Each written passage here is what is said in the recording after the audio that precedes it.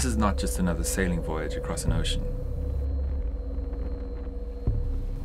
13 people from different walks of life, with different expectations, all aboard a research vessel for 30 days,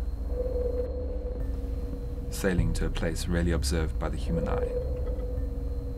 We are heading into the unknown.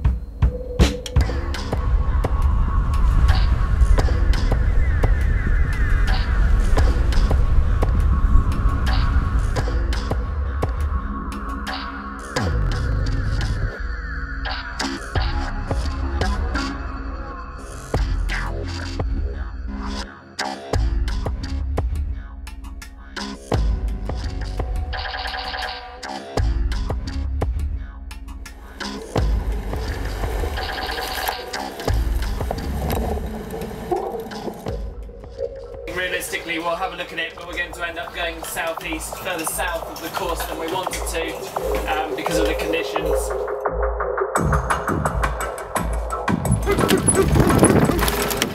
We've got this big high pressure. It's a lot further south than it ever normally would be, but that's where it is. I've never been at sea for this long of a period. I think I'm ready for living at sea. And we're heading that way east for about 3,300 miles. We've got 28 days, 29 days to do that. We plan to be there early December. We'll go straight through the middle of the South Atlantic Gyre, looking at the plastics there in the ocean.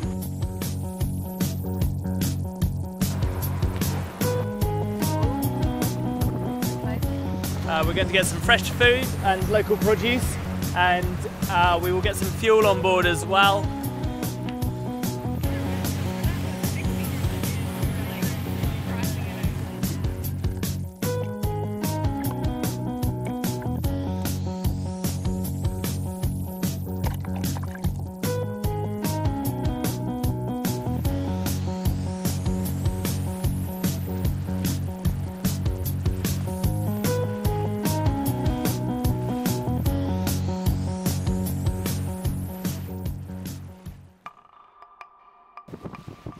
Planning on spending just over 4 weeks at sea, transecting through the middle of the South Atlantic, through the Gyre.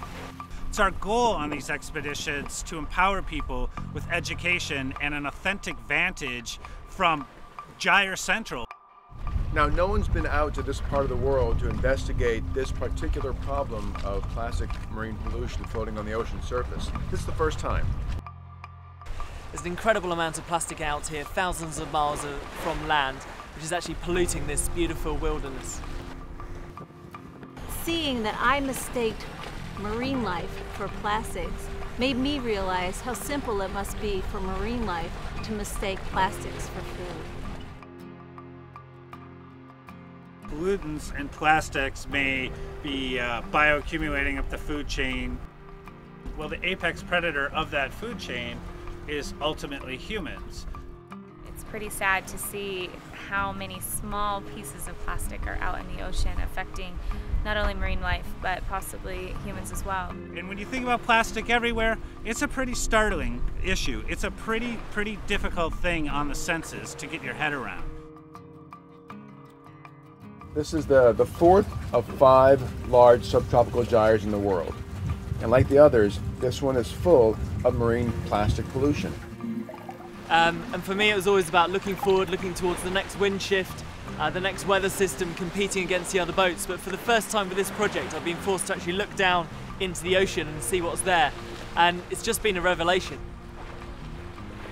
It's just opened my eyes to the fact that there is a huge amount of plastic here in the ocean. And we discovered that for the first time for me in the North Atlantic early this year, and now again here in the South Atlantic. Daily we're sailing past pieces of plastic, plastic water bottles, plastic film, plastic fishing line, plastic packaging, plastic crates, and photodegraded particulate pieces of plastic as well. So it's been a real eye-opener.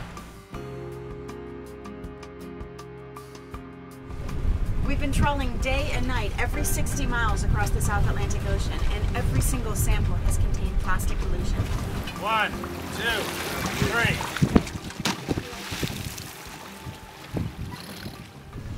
3. We've been finding small broken down pieces of plastic, like pieces of water bottles or toothbrushes, lighters. It's like a plastic confetti across the entire surface of the ocean.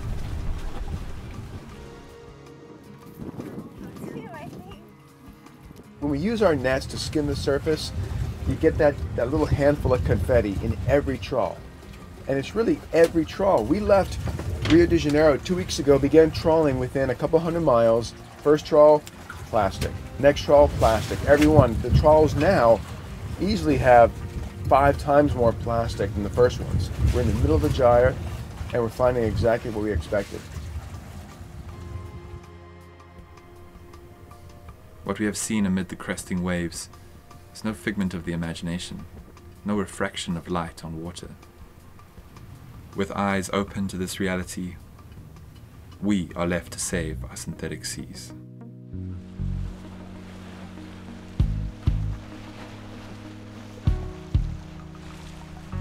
Hold my hand while you cut me down. It had only just begun, but now it's over now. Enjoying the heat of moments with your heart playing up close. I'm between the middle, watching hastiness unfold. On my eyes, you were smiling in the spotlight, dancing with the night. The night. I'm tired of trying. Your teasing ain't enough. Fed up goodbye. Your time when I don't get nothing. 037 948. When I don't get nothing back, but I'm tired. Where'd you go when you stayed behind? I looked up and inside down and outside only to find a double taking, punching heart, a laughing at my smile. I get closer, you obviously hurt.